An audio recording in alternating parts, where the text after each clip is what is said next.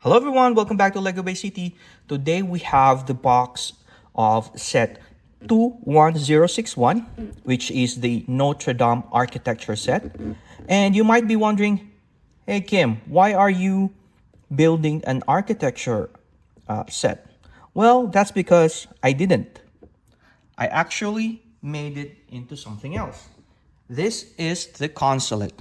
The Consulate is a building for government officials of foreign countries where they could stay in and work for their constituents who are working overseas in that certain country or place.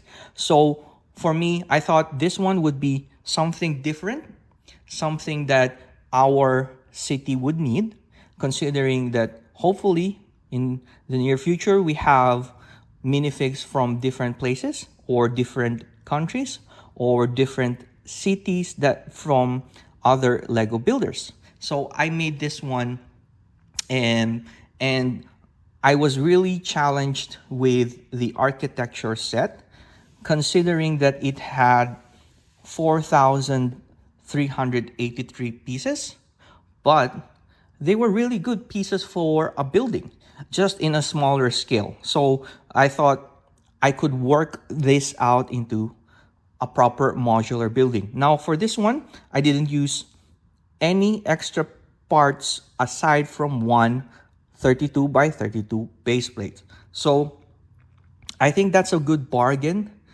considering we have created a modular with just the parts. Although, of course, we still have extra parts. I think there's about 395 extra pieces remaining from the set. And they are just mostly those spiked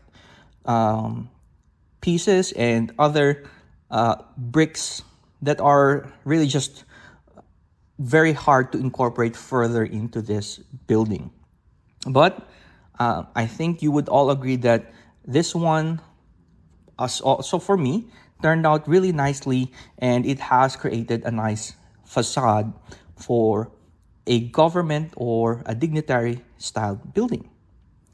So let's go and have a closer look at the interiors. So from a closer look, you have here a very nice detail with all the little gribbles, the little pieces that are from the set. And for me, the challenge with this one is to make sure that the building doesn't look just like a another tan building, because we all know that it's a very common set or color wherein we have Harry Potter and the different kinds of buildings who are already in this color scheme. So for me, I wanted to utilize the different one by one bricks, the one by one plates, in a way where we can emphasize something that's a little bit different in terms of its structure. So hopefully I was able to achieve that. But either way, another thing that I would like to impart on is when we are designing something like this, not just for me, but also for you guys who are trying out MOCs, is to have a look at the color palette that's available for you, especially considering that for this one, we have mostly tan, dark tan colors. Look at the different colors, like you have there, the brown piece, the green, the dark green, and try to make them as accent colors and not try to hide them inside or anything else, so that you would have a break from all the different colors of tan that you will see. Like, look at this one. We have here some fence pieces, and I just utilized them as part of the wall.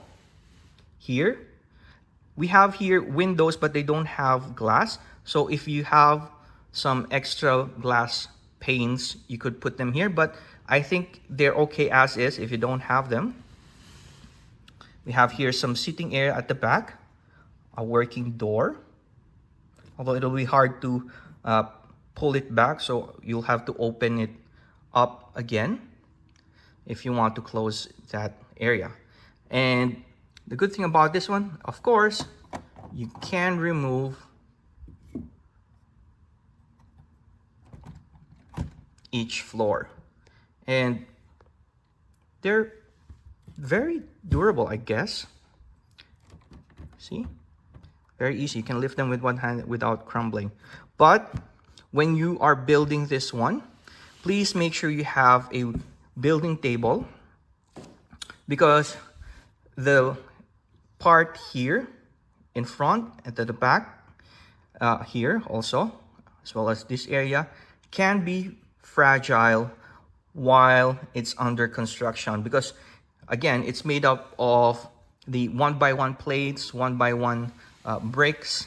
And for those who are let's say a bit nervous when it comes to building with small pieces, then I suggest you take your time with this one.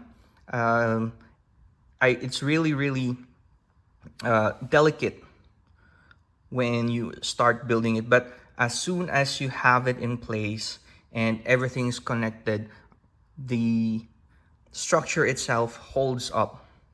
So just a tip for you to use. I also made sure that I organized the parts, which I will show later in some photos, before I started building, because 4,000 plus pieces is not easy when it's all scrambled up. So I would suggest that the parts would be organized first and sorted before you proceed with building the MOC. Here again, you'll be able to see that the accent colors like the black, the sand green figurines or statues, the dark red here for the desk and the gray, and also the olive green for the tables. And then of course you have the tiles, which is in black and white in different patterns. Serves as a break for the multitude of tan colored pieces for the rest of the building. So like, for example, if I didn't place this one here, and if I removed it, let's see, it'll be all tan, which is sort of like very hurtful to the eyes. So it's very nice to be able to break that off with some black and white. Although, again, this set in itself has limitations when it comes to its colors. So it's very earthy tone and neutral when it comes to that. Here we have, again, doing this one-handed. Hopefully I don't break it. There we go, the second level. We have a meeting room on this part here. It also has a TV or a screen if you wanted to show something during the meeting, and another desk for the consul or dignitary or government employee. And we have here the stairs. At first I didn't know what to utilize for the stairs since it didn't have any brick pieces, but once I got into designing this with the available parts, it turned out really well for me. I think I really like that one. It's something different, right?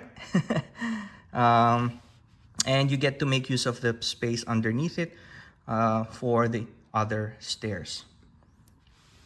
On this side, a few more artworks, I would guess, and some cabinets. And that's it for the second floor. Now for the third floor. I hope I can lift this up properly. I